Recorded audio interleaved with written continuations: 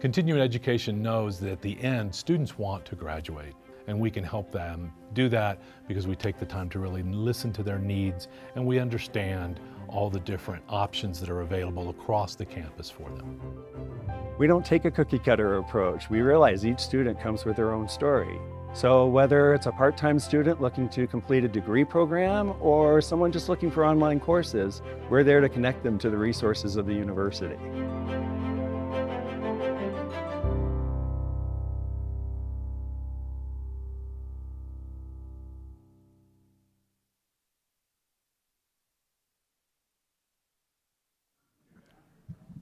Hi everyone, my name is Jesse Gray. I'm going to be the moderator for today's panel.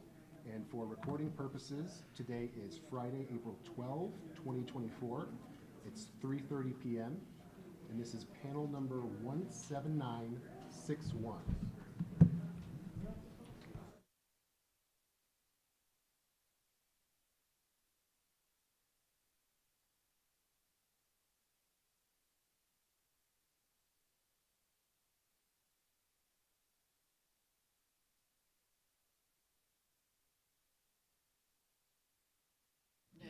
And we'll have to get up and use the bathroom. Hi everybody. Welcome to today's panel. I'm the moderator, Jesse Gray. I'm getting thumbs up in the back and I'm hearing that no one hears me in the front. I can't hear you.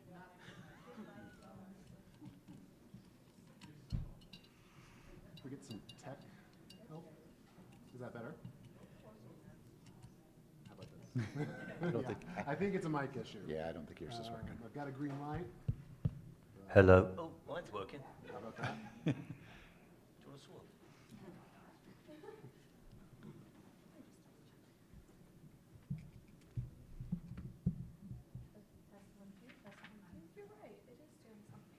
Batteries. At least it wasn't me. It was not. I always knew it wasn't. Thank you so much.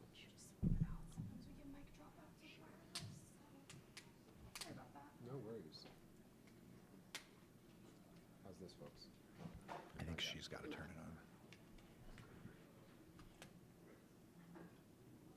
it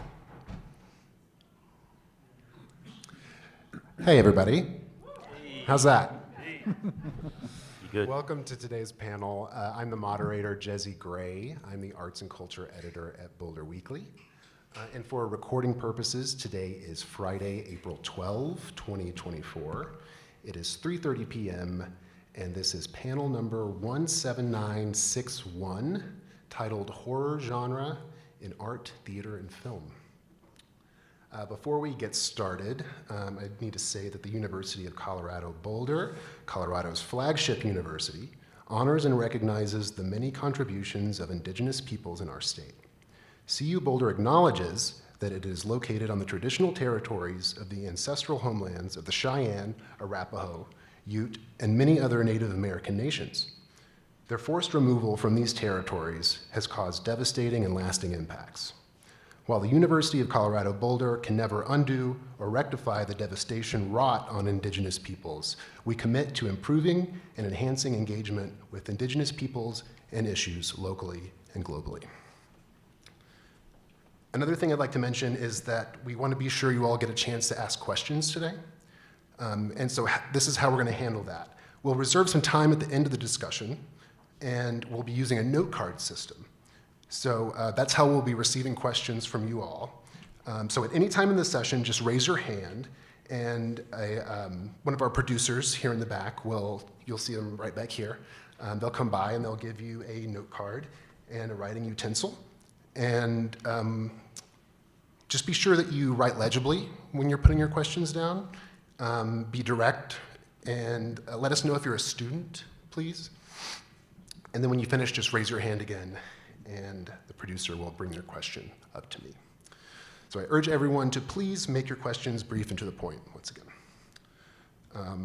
So to get started now, I'd like to give a brief introduction to each of our panelists here today. First up, we have Josh Larson. Josh is an author and critic who co-hosts the long-running radio show and podcast Film Spotting. He's also the editor of Think Christian and author of the books Movies Are Prayers and Fear Not, A Christian Appreciation of Horror. Past CWA attendees will recognize him as the host of the Ebert Interruptus film series, which this year focuses on the 2014 psychological horror film, The Babadook. Teal Lundy is a professor in the CU Department of Cinema Studies and Moving Image Arts, as well as the Libby Residential Academic Program. Her research and teaching areas include literature, film, and material culture. Recent talks by the University of Denver PhD include a presentation on Hollywood and the lingerie industry at the Society for Cinema and Media Studies Conference. And then at the end of the table, we have Michael Spencer, who is a freelance performance maker, director, and writer, who currently serves as the director of the Southwark Playhouse Elders Company in London. He spent more than a decade as a freelance theater designer, followed by many years as an instructor at Central St. Martin's in the UK. This is Michael's 4th appearance at CWA. And then last but not least, we have Shay Westcott, a lifelong cinephile who serves on the Cinema Programming Committee at the Derry Arts Center, where she is the development manager and helps program the Friday Night Weird film series at the Bodecker Theater. This year marks a decade in Colorado for the Ithaca College grad, who serves as commissioner for the Lafayette Cultural Arts Commission and a member of the selection committee for the Boulder International Film Festival. So what we're going to do now is I'm going to turn things over to our esteemed panel here. I'm going to let them tell you a little more about themselves in their opening remarks. They can talk about any of the stuff I missed in their bio here. And then I'd like for each of them to talk a little bit about your connection to our subject today, which, as we know, is the horror genre in theater, art, and film. But specifically, we are also going to be asking today why this genre connects with young audiences. So we'll start with Josh. Do you want to tell us a little more about yourself? Sure. Hello, everyone. I am a horror fan from before I should have been a horror fan. I saw movies like Psycho and The Shining when I was far too young, and this seems to be a common story among horror fans. I won't go into all the details there, but certainly at a young age I was fascinated, scared, also fascinated, and the more I got into film and seriously watched closely movies and asked myself about the decisions filmmakers were making, so, you know, high school age at this point, I realized that horror was very rewarding to watch in that way. You could see the techniques that were being employed to create suspense and mood. And so the love for the genre just kind of grew from there. As I explored the various subgenres that horror presents, you know, from zombie movies to monster movies, creature features, psychological horror. I mean, it goes on and on and on. It's such a rich genre. And I'm really interested in the underlying question of today's panel, which Jesse mentioned about horror's appeal to young audiences. I obviously will be speculating a bit, not talking from first-person experience, and the horror book I recently wrote, Fear Not, is not really a work of anthropology or sociology. It's film criticism and theology, really. So I can talk in generalizations, though, based on conversations I've had while getting out with the book and meeting college students at various campuses and so forth. And the one thing that does seem to be true, and first I should note, horror has always been popular with young audiences. This isn't like a recent phenomenon. I think that's always been true. But if it is uniquely popular right now, my sense from what I've heard from students is, you know, young people nowadays are so much more in touch with their mental health than previous generations. Just aware of their personal mental health and how to be attuned to it and to take care of it, but also others' mental health and the variety of anxieties people go through. Even we're doing the Babadook for Ebert Interruptus, as was mentioned, and that film is 10 years old, and we've already been discussing, plug by the way, as soon as this is over, we're gonna watch the end of the Babadook, and you could stick around and do this with us. But we've already been discussing how 10 years ago, there's a young child who's suffering from deep anxiety. Were the filmmakers thinking about it in terms of the diagnoses that children have today, whether it's ADHD or extreme anxiety? Nowadays, young people are aware of that for themselves, for others, as I said, And so horror, we often hear, I've been told, and I've experienced this myself, has a therapeutic function for all audiences. But I think young audiences in particular who are, as I said, attuned to this. Good afternoon. I'm Teal Lundy, and I'm Associate Teaching Professor here at CU. And as luck would have it, I'm teaching a horror class right now. I am working with mostly first-year students in that capacity, so the timing worked out really well. I am kind of a Jane Come Lately fan, I guess, to the genre. I really didn't gravitate towards it particularly, but about 10 years ago, I was asked to teach a horror course, and you do what you're asked to do, I guess, in academia. So I did, somewhat reluctantly, and I realized I really enjoyed it. I enjoyed the teaching of the films, and then I came to enjoy the films themselves. But I do have to acknowledge I've got a somewhat ambivalent relationship to many horror films, because I think that while there is much to admire in some of the best of the films, both from a standpoint of craft as well as some of the thematic and cultural things that we can identify there. There's much to find fault with, particularly, misogyny continues to be, I think, a facet of the genre, although I'm looking forward to talking more about that because Josh and I had the opportunity to talk yesterday, and I think with more women moving into writer-director positions, that hopefully changes and is changing. One question that I think I have that speaks to this question of why are younger audiences drawn to the genre, and I wonder if as these younger people age, do they retain that love for it, or do they kind of age out? So that's something I guess we can talk about.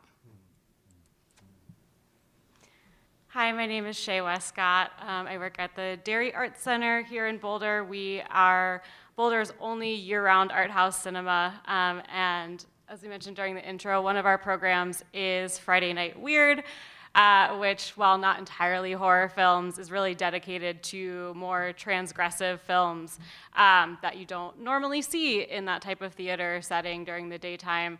And part of my love for a program like this comes from seeing Texas Chainsaw Massacre at an early age, hence my Leatherface pin today, one of my all-time favorite movies, and really mostly for the feeling that I was seeing something I maybe shouldn't even have access to, and in fact, the film has been banned previously. And so it's just something I really enjoy in a communal setting, to have this setting where people can feel a little bit uncomfortable and have this kind of boundary pushing experience.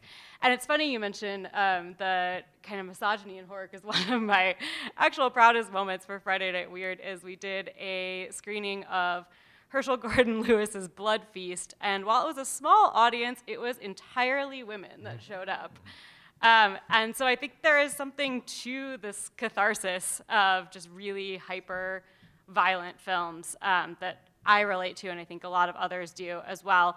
And then particularly with young people, as you touched upon with mental illness and grief and loss that people go through and working through those things, I also think there is a bit of catharsis. One of my favorite tropes in horror is the idea of younger generations paying for the sins of the previous generation. So things like Friday the 13th and Nightmare on Elm Street. It's actually the parents in the older generation that committed these crimes that are responsible for the deaths of these villains, but it's the younger kids who are paying for them. And I think that's something that we still see as a way of people working through their traumas. I mean, it's in the title of Ari Aster's Hereditary as well, this idea of the things that we're afraid of, that we have no control over, that are being passed down to us. So I'm always really delighted to see young people interested in horror and showing up to films. And yeah, it's a passion of mine, so I'm happy to be here. I've got an admission to make. I don't watch horror films because I get too scared. It's true. But I did ask some young people whether they watch horror, and they either said they never watched it, or they said, I do, I've no idea why. So I wonder whether first we ought to ask whether young people are watching horror more now than they were before. I don't know. Josh seemed to indicate you might have some figures on this. I'd be interested. But even I think if the relative numbers have not increased, I have to ask myself why, in this so-called age of anxiety, are people watching horror? This is a generation beset with uncertainty. And not only the pandemic, we've got wars, we've got economic instability, the environment, social media paranoia. I don't know why on earth would any young person today seek out horror to experience even more anxiety. I'm a bit nonplussed at that. I'm not going to talk about cinema because I'm a theatre person, so I'm going to talk a little bit about horror in theatre and art because we've got enough film experts here. So theatre, for a start, I've got to be honest and say in theatre, horror isn't as effective as it is in cinema. Because for a start, there's no CGI, there's no money, actually. So, as an example, I recently watched a production of Dr. Jekyll and Mr. Hyde in a small theatre in London where the transformation of the human to the monster was basically the actor pulling faces and crouching a bit. So, that's in the theatre we suspend our disbelief, and in the cinema we're presented with a reality. However, we now in theatre have the phenomenon of experiential, site-specific, immersive theatre. So, I saw a very early example of this 17 years ago, which is relevant. Slung Low Theatre Productions, a production of They Only Come at Night, which was performed in an underground car park in the middle of London, which I saw. This involved a guide at the start telling an audience of 4 that we were going to search for the missing cast and that there was a rumour that, quote, some odd creatures had been seen in the lower levels of the car park. As it turned out, zombies. So, 17 years later after seeing that, theatrical horror experiences, as they are known, are now very popular and extremely lucrative. You can see them advertised online, such as one I found that's happening in the UK at the moment, Zombie Infection. So here, the audience are placed somewhere remote, like the middle of an industrial warehouse unit or a cabin deep in the woods, where they're repeatedly attacked by zombies. Actors in costume, but the cost is £100 for a 2-hour experience per person, which is not cheap. And the other thing maybe to note here is escape rooms, which are now common in most UK cities. And it's another version of this kind of participatory horror. Well, it's interesting to note that in nearly all cases, and I did look this up, it's nearly all young people going. So that's a kind of young people thing. So I just want to say theatre can compete, first of all, but not in the theatres. You have to be outside. Horror in fine art in contemporary fine art is very rare. And it usually looks back at the past, such as there's 2 UK artists, Jake and Dinos Chapman, who pay homage to Goya's brutal etchings, The Horrors of War, and they make 3D models of them. But that's quite rare. They tend to look back because horror as a subject matter is more common in paintings in previous centuries, often associated with religion and warnings of damnation. So there are countless examples of this in Europe. Perhaps one of the best known is Hieronymus Bosch's 15th century painting, The Garden of Earthly Delights, which presents us with a graphic and nightmarish vision of hell. There are lots of these. In the 20th century, it's interesting, we get a more secular, psychological idea of horror following Freud's revelation about the subconscious. So we get surrealists like Dorothea Tanning and René Magritte, who are really exploring the horror of our own psychosis, which is perhaps more relevant to young people. So, to finish, we're asked why young people are attracted to horror. And I thought about this, and I thought maybe we first ought to ask to which young people are we referring? Because after all my examples are here in the West. What about horror in regions that are poorer or have emerging economies, such as South Asia or the Middle East? So here in Europe, our young people are watching horror as entertainment. Okay. So what if your main concern is shelter and food? So what if you're living in a war zone? Do you still take pleasure from being scared? So to conclude, I was thinking there's a question in my mind. Is looking at horror in the West from our comfortable cinemas and theatres and galleries essentially a kind of privileged indulgence for those people who actually have nothing really to fear? Or as has been suggested by some people here, and quite interesting reasons actually, is the experience of being, if only temporarily, terrified, giving young people something which they're otherwise missing in their everyday lives. And Josh talks about therapy, catharsis. I think there's something there to unpick. Yeah, let me follow up on, that's a really provocative question. If we're, if it's a privilege to engage with horror, my wife's a children's librarian, and so I was talking to her this morning and mentioned I was going to be on this panel, and she said, well, something somewhat similar, talking about younger kids now and reading scary stories and how they're fascinated by scary stories, and they want those. And she said, not in all cases, but, and thankfully, a lot of times, these are kids who have never really experienced anything traumatic, right? She works at, a suburb, a nice suburban library outside of Chicago. And so I think there's something to that, absolutely, that it can be, and that's not to say it's like a privilege in a bad way. There's also curiosity there, right? It's a way of learning about the world. Yeah. From a position of relative innocence. So yeah, that counterpoint just brought that conversation to mind. Relates to literature, but still. Yeah, sure. Yeah.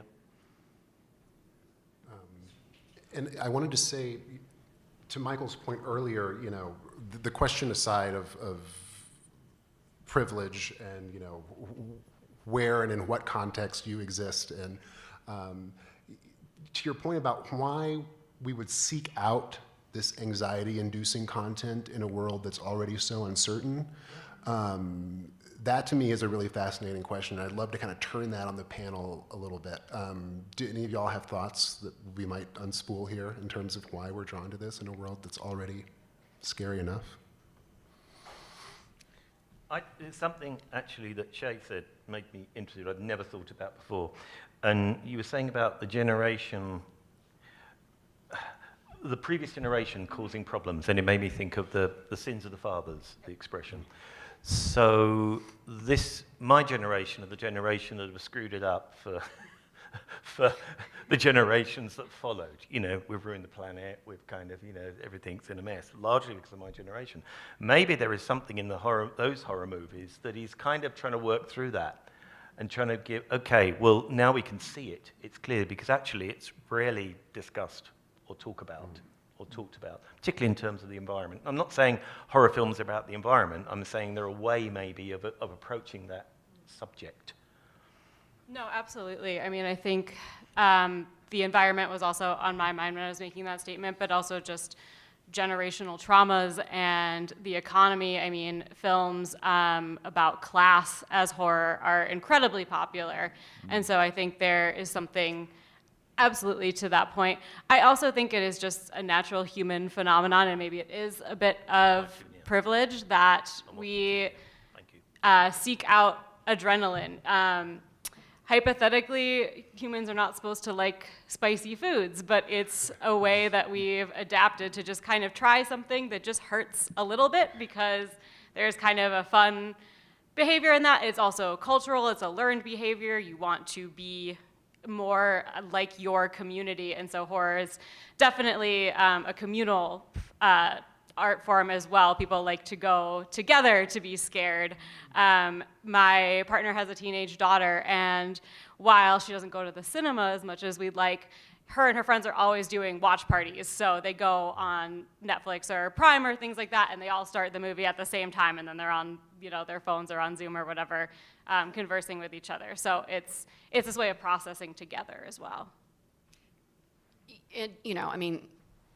Cinema has always been, from its very beginnings, a communal experience.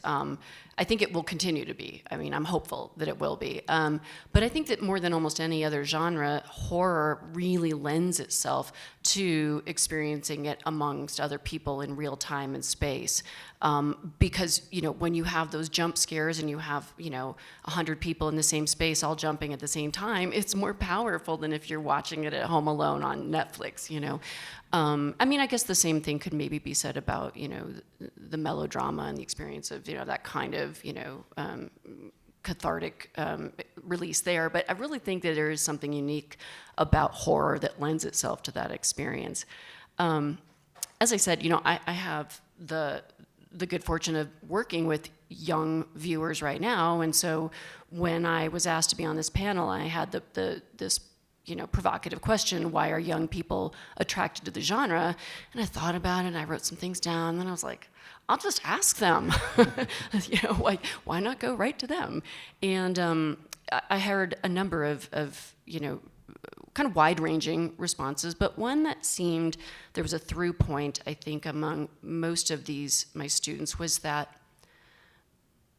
the fears that are expressed allegorically in horror films, they give voice to my students' own fears, and they validate their anxieties, and they feel as though I'm not alone in these fears about whether it is some kind of allegorical expression of climate change or class or race. They find comfort in the experience of watching these films precisely because it does tell them that they are, among other people, experiencing similar anxieties. Yeah, I was lucky enough to sit in on that class yesterday, and so we were doing a little research, a little focus grouping, and I wrote down we've touched on pretty much everything that was brought up, and it's interesting, like Shay, you mentioned transgression at one point, and I don't think that word was used, but there was one student who said independence. Remember that? And it was exactly like, and she didn't mean rebelliousness, because she put it in the context of her parents. She was seeking out something that they would not watch. And she put it in the terms of independence. I thought that was interesting. Community came up, as we've said. Adrenaline rush was exactly mentioned in class. So those are elements as well. A variety of ways that students are responding. And the way they put it was interesting, like reasonable way to work out fear, one student said. And then another interesting word that was used, a controlled environment to meet fears. So yeah. Reasonable, controlled, not what we associate with like what's happening up on the screen, but this is what's being experienced. Yeah, it's interesting. Teal's answer is very interesting to my question as to why would people seek out in a world of such anxiety, but it's precisely because of that world of the age of anxiety that is the reason they're seeking these things out. I had one other thought that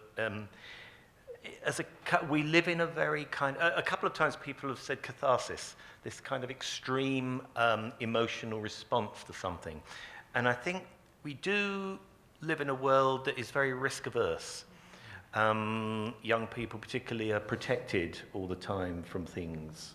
You can no longer go out and just explore the world. You've got to be back on time. Everything is very risk averse. And I wonder whether the horror film actually gives a chance of a tangible experience of feeling something emotional that is scary that you can't get because you're so protected in this risk averse world. I don't know. Well, I think that's particularly why it's so important that we have many different storytellers, that we're able to see what that catharsis looks like through the eyes of filmmakers who are women, who are people of color, who are queer. I think a lot about, revenge movies, not always horror movies, but generally share a lot in common, and how many great revenge films there have been. In fact, Jennifer Kent, the director of The Babadook, her follow-up film was, oh my gosh, what is the name? Nightingale? The Nightingale, thank you so much. And that is a revenge film, and through the eyes of a woman, where we kind of get to see a few different stages of revenge. And there's a point midway through where you see the most traditional form of her revenge, and where you would expect the catharsis to be. And it's not quite there. And her ultimate revenge and her ultimate catharsis is something that turns out to be maybe a little bit more uniquely feminine. And that was something that really intrigued me, that I think we're starting to see a little bit more of. Yeah, in fact, I wanted to push us a little further in that direction, because we've mentioned a couple of us have flagged the problematic elements that we might associate with these hyper-violent horror films, especially when we think of like kind of the classic genre of like slasher film or something like that. But I'm curious to hear from the panel if we see other instances of something like the misogyny problem. If we see that changing as the tent becomes bigger or as audience expectations change, do we see that anywhere in the culture? I mean, just in the movies that I see coming through the pipeline that I'm reviewing, I would say yes. It goes back to your perspective element, Shay, and even the Nightingale. There's that feminine perspective you mentioned, but also, is it New Zealand or Australia? It's Australia. Is it, okay, it's dealing with, there's an Aboriginal character, and so it's dealing with historical trauma and sin as well, which is, again, perhaps not Kent's personal background, but she's bringing that to this story, to the horror genre, where it wouldn't necessarily have been a setting that a horror movie would explore. So I am seeing films like that. Another one in here, I'm going to go blank. The movie is Relic. I forget the name of the woman filmmaker, the woman director, but it is a movie all about the horror of dementia. But it's very much a horror movie. I mean, it gets gross. Pardon me? Jacob's Ladder was, it's been so long since I've seen that. But Relic was, I feel like, I don't know that 20 years ago, if it was just, the genre was just dominated by men, we would have a horror movie that's all about a middle-aged woman's relationship with her mother who is suffering from dementia and her daughter who is coming to help and realizing that this is, this is running in the family line. And this is a horror that probably the majority of the people in this room, their lives have been touched in some way. And here's a filmmaker, making a very fantastical version of that experience. I feel like that's because the tent is bigger. But if you program, Shay, you probably know better than me what options there are out there to, what is being made and what it's representing.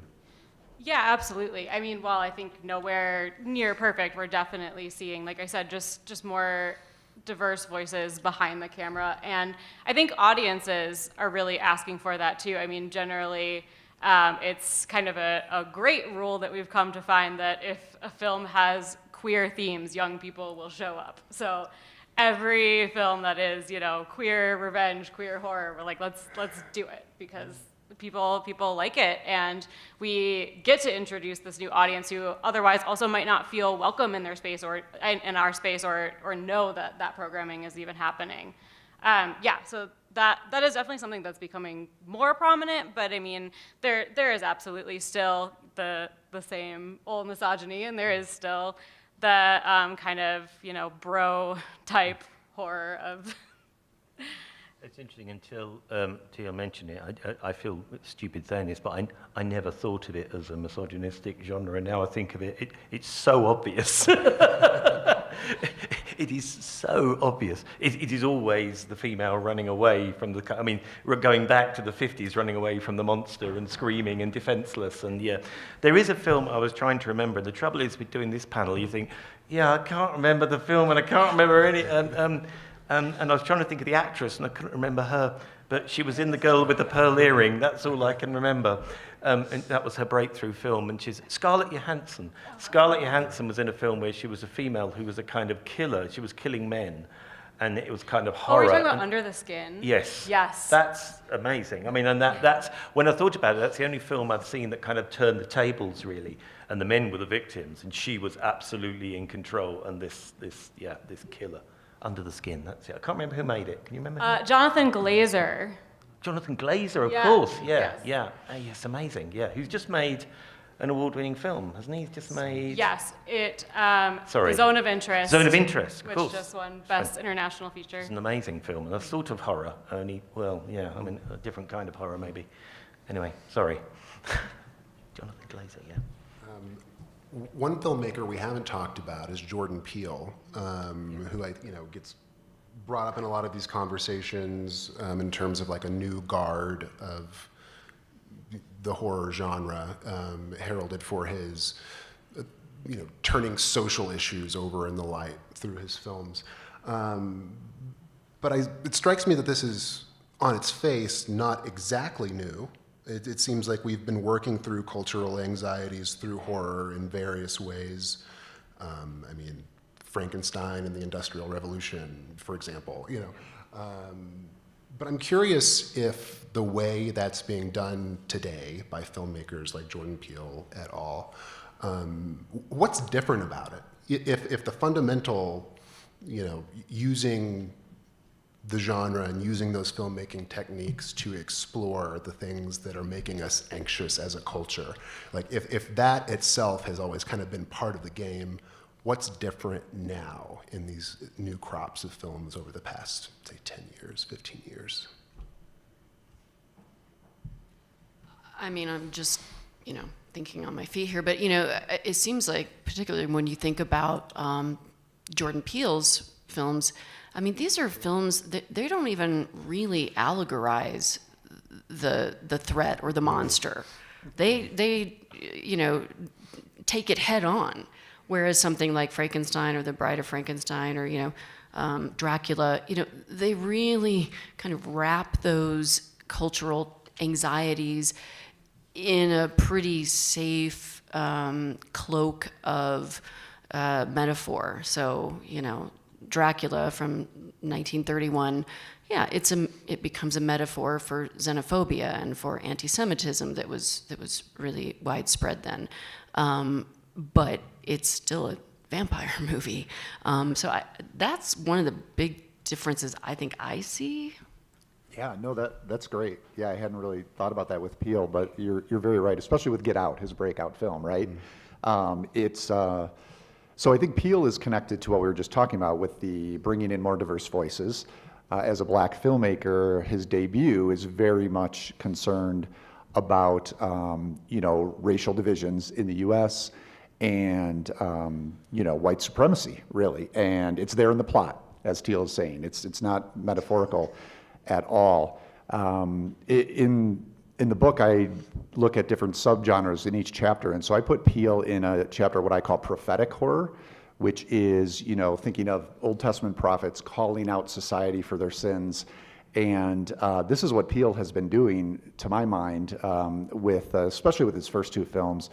Get Out, I mentioned, and then Us, interestingly, I find it not so much concerned with race, but class, which has already come up on the panel, and the sins of the American class system, American consumerism in particular.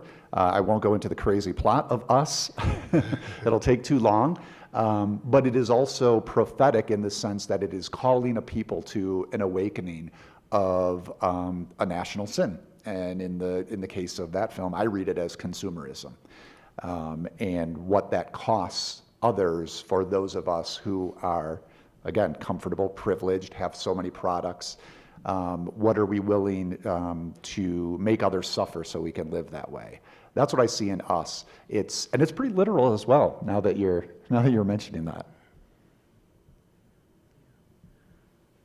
I think in some ways it hasn't changed that much, because you think about something like Frankenstein, written by Mary Shelley, very early 19th century. Okay, so what it's about is actually a fear of the other. Is othering. She's othering somebody who's not like everybody else, and she has a great sympathy for that and makes a horror film of it. Shay talked about the attraction of horror involving queer politics, for example, which is kind of, again, about othering, or about acknowledging othering. Jordan Peele is looking at it in terms of race. In some ways, they're all doing a similar thing. They're all looking at recognizing it and turning that into the metaphor of horror, if you like, of actually being able to discuss that. Yeah, I agree. I don't think it's necessarily a new phenomenon, but I do think it is more on the nose. films wear their heart on their sleeve, their politics are in your face, and that can in some ways make them feel maybe a little bit preachy, or like they can become almost plug and play, like a class horror movie is now something you can just kind of make by the book. But at the same time, I think part of it is maybe a purposeful thing of wanting audiences to know exactly what you are about, and not wanting someone to be able to go in and say, oh, I didn't get that at all. It's like, no, you know exactly what this film is supposed to be making you feel, and maybe you, in fact, are the villain. Yeah. Well, I mean, in an interview right before, I think, the release of Get Out, I think this was with Terry Gross, Jordan Peele said that he was really inspired by the work of Ira Levin. So the films of, he specifically cited Rosemary's Baby and The Stepford Wives. And, we can look at those for some very, very clear social commentary about, reproductive rights, female bodily autonomy. And you can kind of see how his own kind of I guess worldview was inspired by these earlier people, and in particular, like I said, Ira Levin's work. Something I'd like to talk about is,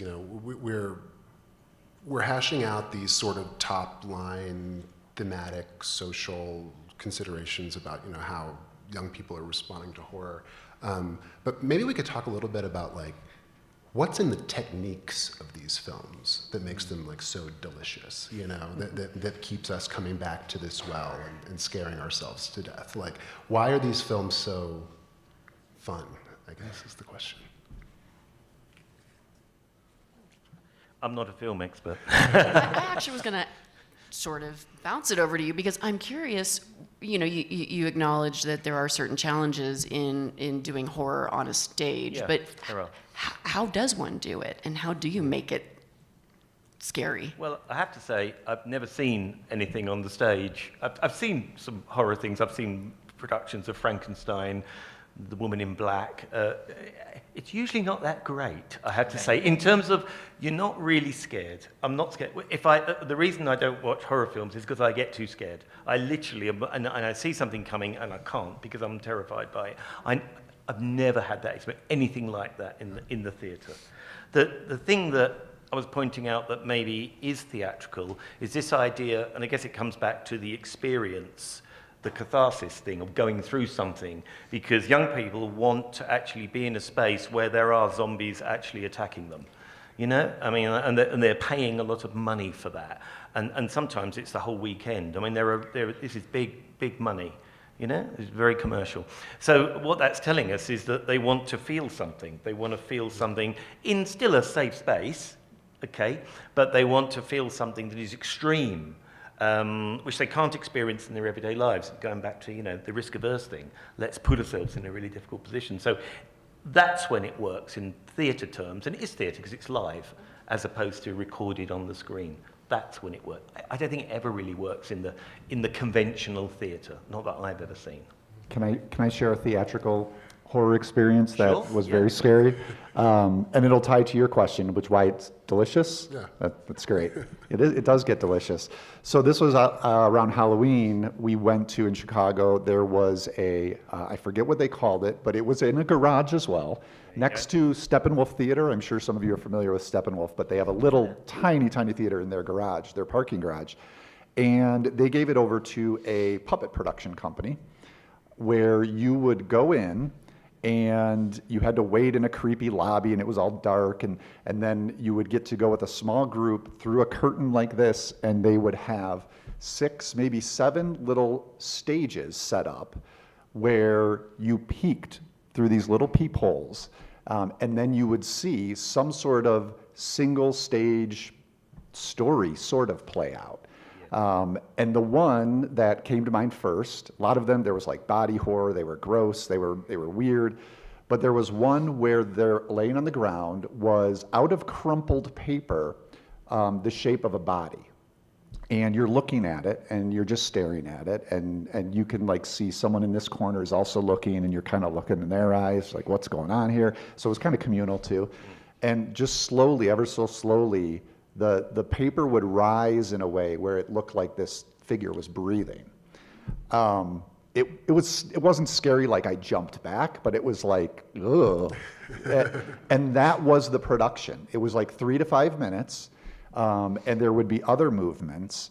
And so part of my mind is feeling freaked out in a way, a low-level way. And part of my mind is like, how did they do this? Like, what level of artistry is at work? And even though after like minute 4, I'm like, okay, I see the string. I think I see the string where the artist is somewhere just, you know, gently pulling it and then making that body seem to fill with air. So that same deliciousness, you know, for me watching horror is seeing that on the screen. So Teal, forgive me, I talked about The Shining in your class, so you've already heard me say this, but those of you who've seen The Shining and think about those big wheel scenes where the little boy's riding through the hotel hallways and just feeling so out of sorts when that's happening every time I watch the movie, but then another part of my mind thinking, why? What are the choices being made?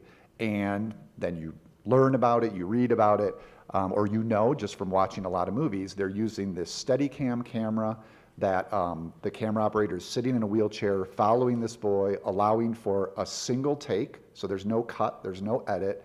So that means we don't get a break. We can't get away from this kid. We're locked in with him, even though we don't want to be.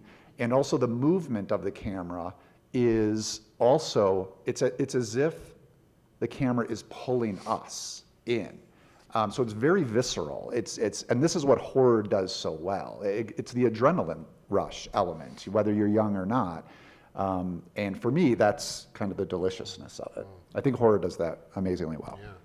And I think so. Since you noted the visuals in Kubrick's The Shining, I think that sound is so important also, particularly for this genre, because if you think about your experience, if you are in a real experience of fear or even terror, you walk into your house and you fear that somebody may have broken in, you're going to be listening for all you're worth, and every single tiny discrete sound is going to be amplified in some way.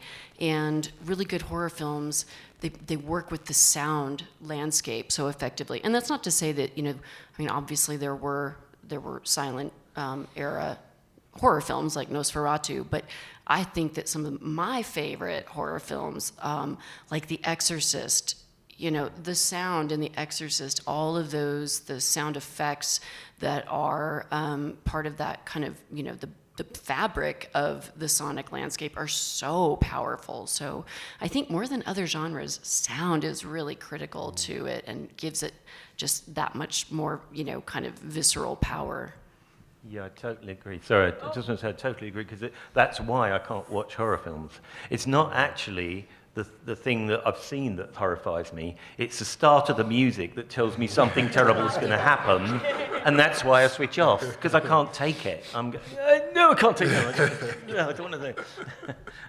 I just wanted to quickly add, while we are on this thread of technique, the unsung hero that is editing, which, you know, you kind of touched on with The Shining. Part of the reason that scene is so scary is that it does not cut. Yes. And we think about horror as being so many jump scares, which, you know, would be a very quick cut, but I think some of the scariest scenes can be the ones that are just held for far too long. We're so attuned to the language of cinema that we know when the scene is supposed to end, and when it doesn't, we become more and more increasingly uncomfortable. And one great recent experience in the theater, we showed the film Skinamarink, which Yes. Love Skinamarink. so fabulous, and just the collective panic attack that everyone was. So for folks unfamiliar, it's a very experimental film. Basically, the entire film is a child who is left alone at night. He is up around in his house, and it is all just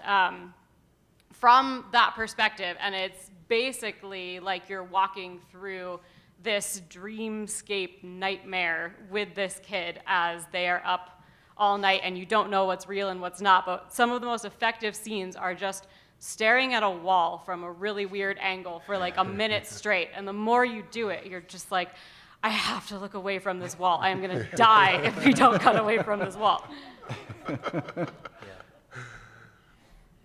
I'm glad you mentioned that, Shay. I wanted to formulate a question around Skinamarink or a film like We're All Going to the World's Fair. Another good one. And, just these deeply strange and scary films that you can't really, like, explain to people why they're scary, They don't have monsters. It's, I think it's back to the psychological experience that they're, neither of those, right? Would you say have a monster? Yeah, no, not really. We're All Going to the World's Fair was my favorite movie of, I guess it was maybe 2 years ago. Yeah, just really incredible film. And again, very, very simplistic, also made entirely during COVID. So there's basically one actor and a couple of voices in the film. It's amazing. We've got a few audience questions. We're narrowing in on our last 20 minutes or so I want to make sure I get as many of these in as I can. One is from a student who asks, what's a horror film you couldn't finish, either because of the fear factor or because it was just so bad? Everyone. Yeah, I thought you might have an answer. Anybody else? Have you ever bailed on a movie because it just sucked or was too scary? I can't even say it without laughing. Yamageddon, like llamas, but Llamageddon. I swear, it's a real thing. I stumbled upon it on Netflix. Wait. No, we need more. Let's unpack this. Because it was so bad or because it was so scary? It was beyond bad. Okay. It was absolutely atrocious. I don't even know how they got it on Netflix. It's awful. So, so I have more, at this point I have choice over, what I'm going to watch pretty much. But for many years I was a daily newspaper film critic, and the job was to review what came out in theaters that weekend, no matter what. And this was during the Saw era, the Hostel era. And I think this goes to your point, Teal, about like these films are, 10, 15 years old now at this point, but still, that it can be a problematic genre still. Right? And these are movies that, if you're unfamiliar with them, there's just a lot of bodily torture. I think it was David Edelstein, the critic, coined the term torture porn around that era for movies like these. So it was my job to see these, and it was I don't even remember if it was a Hostel or a Saw film. It was one of the sequels. They were being made at that point, almost every year there was one or the other. And I had to go, but I couldn't leave. It was my job to be there. So I did just kind of, after a while, end up like just looking at my shoes. Didn't help with the sound. So now, I'm not saying like those movies crossed a line that none of us should step past. But I am saying for me, they felt to be about the desecration of the body. A lot of American action films are very much about the same thing, but we'll take our kids to those. But anyways, for me, that in particular was, not something I would have sat through. Now, if someone wants to give me a very spirited defense of the Saw movies, I'm totally willing to like hear it. I'd be fascinated by that, But yeah, that was one that came to mind for me.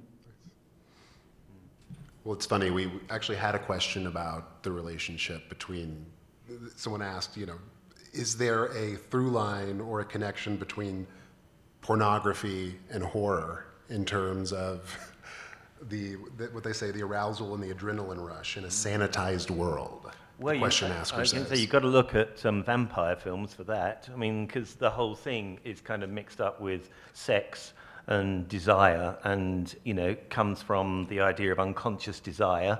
The woman in the vampire film classically wants to be eaten, to be sort of kissed and have her blood taken. It's that. I mean, it's definitely in there. It's about unconscious desires, surely. There's a really famous scholarly article in my field written by Linda Williams, who was a graduate of CU. And she terms them body genres, and she lists porn, horror and the weepies or melodramas, because all three of these really enact bodily responses from the viewer, but of course they also portray whether it's violations to the body or you know, they involve the body as represented on the screen. So yeah, there's actually a lot of scholarship on that very question. Yes.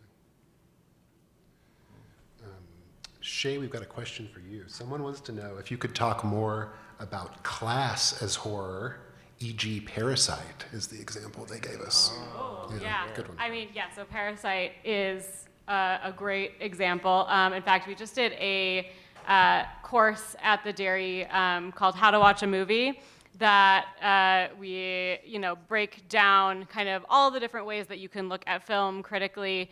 And the film that we all watched together was Parasite. And so we just had a very lengthy discussion on both the class elements and the environmental elements within Parasite. But I agree with Josh. I think Us, which actually came prior to Parasite, Jordan Peele's film, is probably one of the slightly earlier examples of class in horror film. This idea that those that we benefit from, that live underneath us, that we don't have to think about ever coming to take what is theirs, is, I think, very much part of what drives all of these class films. Bong Joon-ho had another film very on the nose about class, Snowpiercer, in which there is everyone lives on a train in this dystopian world, and of course the lowest classes are in the back of the train, and one day they decide to fight their way up to the front and, you know, see the different classes, literally the train cars that each different class is existing in. There are plenty of examples of films that play on a lot of the same tropes. We just had a film pretty recently called Raging Grace, and it's I believe Vietnamese woman, I might be mistaken about that, who is working in a wealthier person's home and basically takes her revenge for her mistreatment. So yeah, it's something that there are just a lot of films that deal with that kind of topic. And there's, of course, an intersection of race and gender in those films as well. Yeah, it does seem to be, you know, we're getting more films on that topic recently because it's relevant to what we're all experiencing, I think, in the world now. But it's always interesting to look back and think about older films that were also dealing, horror films, with class too. And I always find this whenever I think, oh, this must be where it started. Then, you know, the next week I'll hear about an earlier movie. But the one that's coming to mind now is People Under the Stairs, which was made by the same director, Wes Craven, who made Nightmare on Elm Street. So People Under the Stairs is 1991. And the idea there is that there is this brother and sister living in this, you know, just crazy mansion who own all the property in a slightly downtrodden neighborhood, and they're just like, they're raising the rents, they're trying to squeeze people out. And so some of it's been a while since I've seen it, but basically people in the neighborhood try to sneak into this mansion to rob them, as, you know, because they're in an act of justice, essentially, because they've been robbed by them. And let's just say they find stuff in the basement. And it's very much this, you know, visceral horror movie, but the class dimensions are all over it. I mean, it's very in your face that this is what Wes Craven wanted to make a movie about, are these class divisions, the exploitation of the underclass. The landlords are the killers. I mean, that's, you know, right? That's it. Well, and home invasion films in general as a subgenre are almost inherently entirely about class. Even, you know, obviously they spun into many different political topics, but I would argue that The Purge, the original Purge, could be viewed as a class film. Yes. Yep. It's funny, I'd never have thought of Parasite as a horror film. I mean, it's not, there is horror in it, there is killing in it, there is violence in it, but I wouldn't call it a horror film, personally. Sure. I don't know what defines it, but I mean, maybe, it's an interesting question. No, I think it very purposely plays with genre in a way that's ambiguous and not entirely just horror. Yeah. We've got about 10 more minutes. I think we can probably tease out one more question. Before we do, I have 2 film reviews for you, Teal, or 2 film suggestions, I'm sorry. A student suggests, if you hated Lamageddon, you should watch Killer Pinata. The follow-up. As well as Winnie the Pooh, Blood and Honey. Oh, yeah. Winnie the what? That's for your Netflix queue. So Winnie the Pooh, Okay, Blood but and where Honey. is this student? We need to talk afterwards. find her after the panel. Here's a question I thought was pretty interesting to kind of take us back in time a little bit. Could you discuss the links between fairy tales in horror films? Whether the cautionary element or, instructional. Yeah, this did come, was it in class? Did that come up, or it might have been somewhere else? Okay. Yeah, I mean, yeah, not a scholar in this area, but my understanding is like the Grimm fairy tales in particular were like very early scared straight stories. Is like they were kind of instructional, gruesome, way more gruesome than the animated variations that maybe they've come to be more associated with. So there was, maybe a practical element to that. Stay out of the woods, because you could die, which at that time in those places was probably good advice. Probably. I'm really struggling to think of an example of a film that is very obviously a horror film that's very obviously based on one of those fairy tales that we can. And I'm sure, maybe I'm just just drawing a blank, but. Well, they were kind of sanitized, right, by Disney and by and Oh yeah. right. So that I'm sure there are some, but I mean, while not necessarily a direct fairy tale, the film that came to mind for me was The Witch, Robert Eggers' film. I was just thinking about that. Yeah, and that Stay has out of that those element of woods stay out of for the sure. woods, exactly. Yeah, that's a great example. We also have a question. This is formulated for John in terms of the connection between how horror is rendered in the fine arts versus film. I think this person specifically talking about visual arts, painting and sculpture specifically. But what their question gets at is the notion of the uncanny. This person says that is typically where the horror comes from more in that other medium, but perhaps we could talk about the uncanny in film as well, or what that connection is. You could start us off. I'm not. I can't answer because I'm not that familiar with the term. Although I have used it, I have heard it used in sort of fine art critique to sort of I don't really want to go there because I'm not Sure. sort of qualified. I'm not I qualified could probably to say. speak to that because I've Yeah. just been teaching that in Right. my horror film class. But that's how I frame Kubrick's The Shining, is through that lens of Freud's idea of the Unheimlich, or the uncanny, which also can be translated to the unhomey.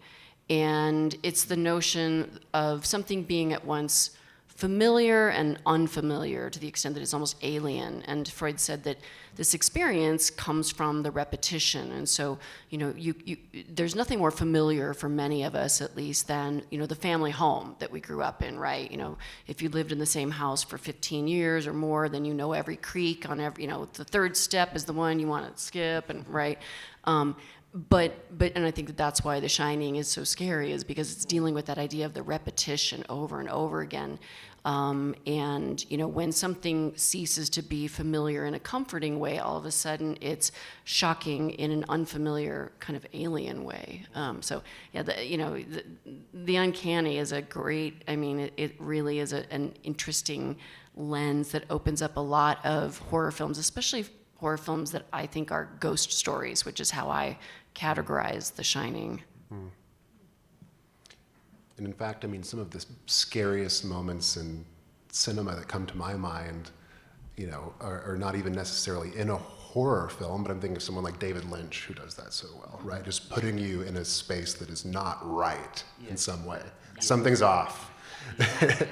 And that can be just unsettling in a way that no jump scare ever could. Well, it works in the way surrealism works. It presents us with the familiar, but then the familiar is not quite, we know there's something wrong, even though we recognize it. It's not abstract or artificial, it's real, surreal, misplaced. I think the Babadook actually has some very uncanny horror moments. I personally think the films of Georges Méliès, while incredibly impressive, are absolutely terrifying. And it's this odd phenomenon where, you know, what they're doing on screen is actually just very silly, and it's mostly people playing around, but just because of the technique and the frame rate, people move in this kind of herky-jerky way that is just so off-putting, and then the Babadook kind of plays upon that, putting him in these films and moving like this puppet as well, and I find it very eerie. We've got a question here circling back to something we had mentioned briefly about the communal value of viewing cinema in the theater. And this person asks, as a reluctant viewer of horror, they're wondering, is the audience in those settings, are they expressing a cathartic joy and release, or are they simply finding pleasure at the movies? Well, that was kind of my last question, but I think there is something that people are getting out of it. I think it is a kind of release. It's not just entertainment. I criticised that it could just be entertainment, but the point I was making is, which I don't know, what is it like for people not in the West seeing? What is it like for somebody who's in a very different country, which is much poorer, and they haven't, and they're, you know, would they seek out the same thing? Would they get something out of it in the same way as young people do in the West? I'm not sure. But clearly people in the West are getting something out of it that is important, that they're not getting in any other way in their lives. I don't think you can deny that. Yeah, I'd like to hear from Shay on this about, as a programmer, it's hard to read an audience, you know, the vibe in an audience. I can say that I think you probably, in my experience, get both. You know, going back to Saw, like I'm not sure. I've been at screenings of those movies or Hostel, and I'm not sure what people are cheering. I can't, you know, it seems very apart from my experience of what I'm seeing. But then there's something like last Sunday, the Music Box Theater in Chicago is doing a 3D festival. So we went to see Creature from the Black Lagoon, 1954 monster movie. It was in 3D because, you know, 3D festival, so we all wore glasses, sold out, huge, like old-fashioned, you know, Palace Theater type setting, and people were hooting and hollering, and yeah, you know, maybe because it's old. I would argue the special effects are amazing in it. It's not dated, but that was incredibly communal in a. And that's not a movie anyone would probably say was scary, even in 1954. But it was a joyous sort of experience. So I felt a variety of vibes in horror movies. I'd go to that. That would be a good place for you to start. I'd go to that. But yeah, Shay, what, like, I don't want to put you on the spot, but like you're, as programming a lot, like these types of movies, do you think it's possible to get a vibe from an audience, or are there just too many different individual experiences going on? Yeah, no, totally. I mean, it's actually sometimes one of the worst experiences in the world for me to watch a film in our theater, because I can't actually watch the film. I have to look around at what everybody else is doing, and if someone's on their phone or they're fidgeting or they're looking around, it's like I take it so personally, even if it wasn't like my choice in film. Or, it's just, yeah, it can be devastating. So sometimes I almost try to have tunnel vision and not pay attention to those things. But we are very lucky that we are a small, so our theater is only 70 seats, and you are very close to each other, so you're hyper aware of what everyone is going through if the show is sold out. And so there is something to that, you know, there might be just a response that you kind of can't help. You jump or you laugh or whatever, but you're forced to engage with the person next to you because you've probably hit them in the process, or like they're very aware of what you're doing. I think more than just that, the most rewarding experience is actually seeing folks engage at the end of a film. So it's one thing to try to figure out what's happening during the process of watching it, but it's really in the lobby when people are coming out and talking after, or we actually host a lot of talkbacks after films where we'll do like a community discussion and have a speaker, and that's really where you can gauge how many people, you know, really felt something during the film. It's one of my favorites. It's so funny. It's like how many times we've had a talk back for a film and we'll remind them over and over, like, stay after the film, we're going to talk about it. And how many people will just leave at the end and I'll hear a comment of like, gosh, I wish I knew what that was about. We're literally just about to tell you. Oh, that's funny.